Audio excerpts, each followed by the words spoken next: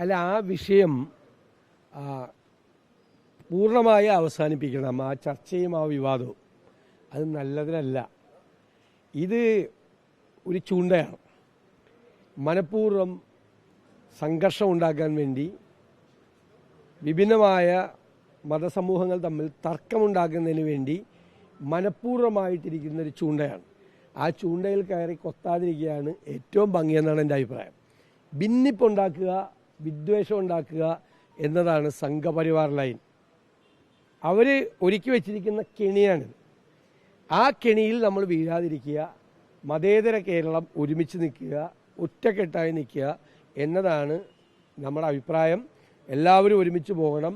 വിദ്വേഷവും ഭിന്നതയും ശത്രുതയും ഉണ്ടാക്കരുത് എന്ന ഉറച്ച നിലപാടാണ് UDFനുള്ളത്. ഇതിൻ്റെ അപ്പുറത്തേക്ക് ഞാൻ ആ വിഷയത്തിലേക്ക് കടക്കുന്നില്ല. എനിക്ക് പറയാനുള്ളൊരു പ്രധാനപ്പെട്ട കാര്യം സോഷ്യൽ സെക്യൂരിറ്റി പെൻഷൻ, സാമൂഹ്യ സുരക്ഷാ പെൻഷനുമായി കോടതിയിൽ ആ വിഷയം എത്തിയപ്പോൾ ഹൈക്കോടതിയിൽ കേരള സർക്കാർ ഒരു നിലപാടെടുത്തു.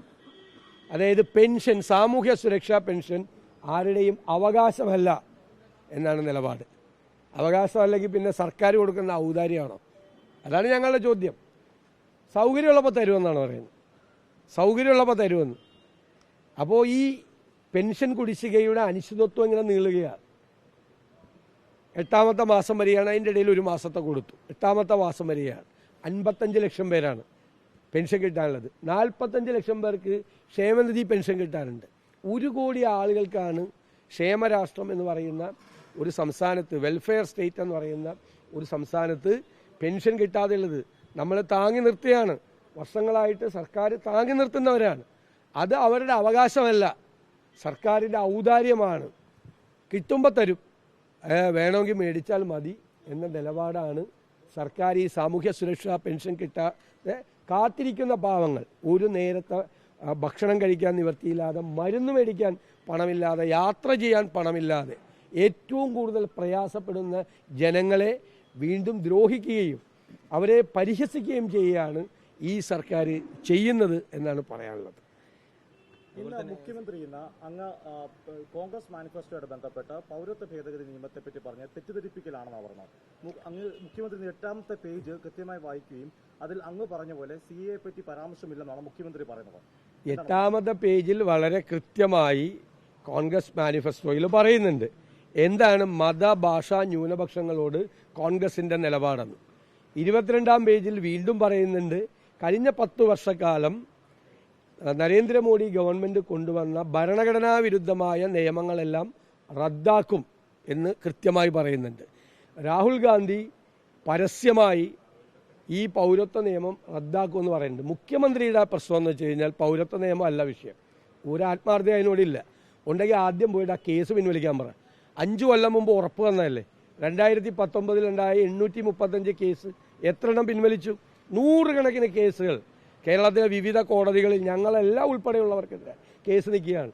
പൗരത്വ നിയമത്തിനെതിരായി നടന്ന പ്രക്ഷോഭങ്ങളിൽ പങ്കെടുത്തതിന് BJPയെ സന്തോഷിപ്പിക്കാൻ വേണ്ടി, BJPയെ സുഖിപ്പിക്കാൻ വേണ്ടിയിട്ടാണ് മുഖ്യമന്ത്രി ആ കേസുകൾ പിൻവലിക്കാതിരിക്കുന്നത്.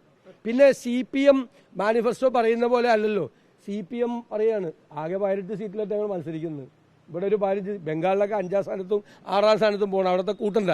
കേരളത്തിലൊരു 15 സീറ്റ്, 2 സീറ്റ് തമിഴ്നാട്, രാജസ്ഥാനിൽ 1 സീറ്റ്, പിന്നെ ഇവിടെ ത്രിപുരയിൽ 1 സീറ്റ്, 19 സീറ്റാണ് മത്സരിക്കുന്നത്. എന്നിട്ട് പ്രകടന പത്രിക ഇറക്കിയിരിക്കുകയാണ്. 19 സീറ്റിൽ മത്സരിക്കുന്നവർ അധികാരത്തിൽ വന്നാൽ എന്ത് ചെയ്യുമെന്ന് ആളെ കളിയാക്കുകയാണ്. എന്നിട്ട് പറയാം UAPA നിയമം പിൻവലിക്കും. ഈ പിണറായി വിജയനല്ലേ 2016 മുതൽ 2021 വരെയുള്ള 5 കൊല്ലക്കാലം 145 പേർക്കെതിരായിട്ടാണ് കേരളത്തിൽ UAPA നിയമം ചുമത്തിയിരിക്കുന്നത്. UAPA നിയമം ചുമത്തിരിക്കുന്നത് ഇത് ഡ്രാക്കോണിയൻ ലോയാണ്, കരി നിയമമാണ് എന്നൊക്കെ പുറത്തു പ്രസംഗിക്കുകയും 145 പേർക്കെതിരായിട്ട് കേസ്. ഇന്ത്യയിൽ ആദ്യമായിട്ട് UAPA നിയമത്തിൽ കേസെടുത്ത സംസ്ഥാനമാണ് കേരളം.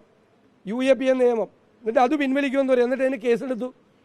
RSS റിയാസ് മൗലവിയെ കൊന്ന RSSകാർക്കെതിരായിട്ട് UAPA നിയമത്തിൽ കേസെടുക്കണം എന്ന് പറഞ്ഞപ്പോൾ UAPA നിയമത്തിന് ഞങ്ങൾ എതിരാണ്, അതിനോട് യോജിപ്പില്ല എന്ന് പറഞ്ഞു. RSSകാർക്കെതിരെ UAPA നിയമം ചുമത്താനേ പിണറായി വിജയനും മടിയുള്ളൂ. പുസ്തകം വായിച്ചതിൻ്റെ പേരിൽ CPM കുടുംബാംഗങ്ങളായ അലൻ്റെയും താഹയുടെയും പേരിൽ കേസെടുത്ത് UAPA നിയമം എടുത്ത് ജയിലിലിടാൻ ഒരു മടിയുണ്ടായില്ല.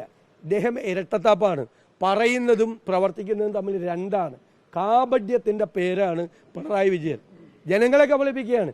ഇത് ഈ സർക്കാരിനെതിരായിട്ടുള്ള രൂക്ഷമായ പ്രതിഷേധവും അമർഷവും ആളുകളുടെ നിരാശയും ദുഃഖവും ഒക്കെ ചർച്ച ചെയ്യാതിരിക്കാൻ വേണ്ടിയിട്ട് രാവിലെ ഇറങ്ങും പൗരത്വ നിയമമൊന്നും.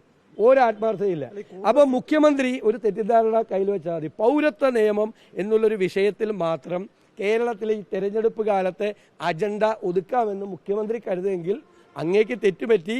കേരളത്തിലെ ജനങ്ങൾ ചർച്ച ചെയ്യുന്നത് അങ്ങയുടെ സർക്കാർ അവർക്കുണ്ടാക്കി കൊടുത്ത ദ്രോഹത്തെക്കുറിച്ചും ബുദ്ധിമുട്ടുകളെക്കുറിച്ചുമാണ്. അതോടൊപ്പം ദേശീയ തലത്തിൽ നരേന്ദ്രമോദി സർക്കാർ, ഫാസിസ്റ്റ് സർക്കാർ, വർഗീയ ശക്തികൾ അധികാരത്തിൽ വരരുത് എന്നുള്ള മതേതര കേരളത്തിൻ്റെ ദൃഢ നിശ്ചയവുമാണ്. നിങ്ങൾ അവരുമായി സന്ധി ചെയ്ത് ഈ തെരഞ്ഞെടുപ്പിൽ മത്സരിക്കുന്നു, ഞങ്ങൾ അവരുമായി ഏറ്റുമുട്ടും. ഈ കൂടുതൽ സീറ്റുകൾ മത്സരിക്കുന്നതാണോ സി എ പറ്റി പറയാതെ? കൂടുതൽ സീറ്റുകളിൽ മത്സരിക്കുന്നതാണോ സി എ പറ്റി മാനിഫെസ്റ്റോയിൽ പറയാത്തത്? താങ്കളുടെ ചോദ്യം എനിക്ക് മനസ്സിലായില്ല. താങ്കൾ മാത്രം ചോദിച്ചാൽ പോരല്ലോ. താങ്കൾ മാത്രം ചോദിച്ചാൽ പോരല്ലോ. അല്ല, താങ്കൾ ചോദിച്ചാൽ എനിക്ക് മനസ്സിലായില്ല. താങ്കൾ പറഞ്ഞു കൂടുതൽ സീറ്റുകൾ മത്സരിക്കുന്നതാണോ സി പി എം പൗരത്വ ഭേദഗതി നിയമത്തെ പറ്റി പറയുന്നു. അങ്ങനെയെങ്കിൽ കോൺഗ്രസ് കൂടുതൽ സീറ്റുകളിൽ മത്സരിക്കുന്നതുകൊണ്ടാണോ സി എ പറ്റി പറയാത്തത്? അതാണ് ചോദ്യം. എന്താണ് പറയുന്നത്? എന്താണ് കേട്ടത്? എന്താണ്? പിന്നെ കൈരളിക്ക് ദേശാഭിമാനിക്ക് ഇഷ്ടമുള്ള തലക്കെട്ടുണ്ടാക്കാം. അത് എന്റെ ഒന്നും മേടിക്കണ്ട.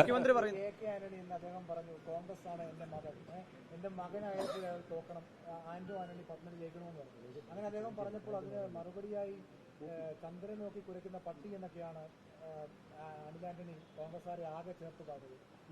അത് ഓരോരുത്തരുടെ ഔചിത്യം പോലെ ഇരിക്കും. ശ്രീ എ കെ ആന്റണി അദ്ദേഹത്തിൻ്റെ ശരീരവും മനസ്സും ഓടുന്ന ചോരയിലും മുഴുവൻ കോൺഗ്രസ്സാണ്. അദ്ദേഹത്തിൻ്റെ മകൻ BJP-യിൽ ചേർന്നു.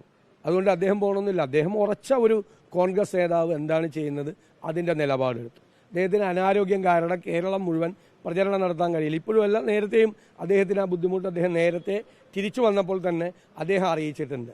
അന്തസാർന്ന നിലപാട് ഒരു കോൺഗ്രസ് നേതാവ് എടുക്കേണ്ട ഏറ്റവും മഹിതമായ ഒരു നിലപാടാണ് അദ്ദേഹം സ്വീകരിച്ചത്. ഈ BJP ചില ആളുകളെ ഇറക്കി വിട്ട് അദ്ദേഹത്തെ ആക്ഷേപിക്കാൻ ശ്രമിച്ചാൽ അതൊക്കെ പരാജയപ്പെടുകയുള്ളൂ. ശ്രീ എ കെ ആന്റണിയെ കളങ്കപ്പെടുത്താമെന്നും അദ്ദേഹത്തിൻ്റെ നേരെ ചെളിവാരി എറിയാമെന്നും ആരും വിചാരിക്കേണ്ട. അത് ആര് വിചാരിച്ചാലും അത് നടക്കില്ല. അവരാരാണെന്ന് ജനങ്ങൾ തിരിച്ചറിയാത്തത്.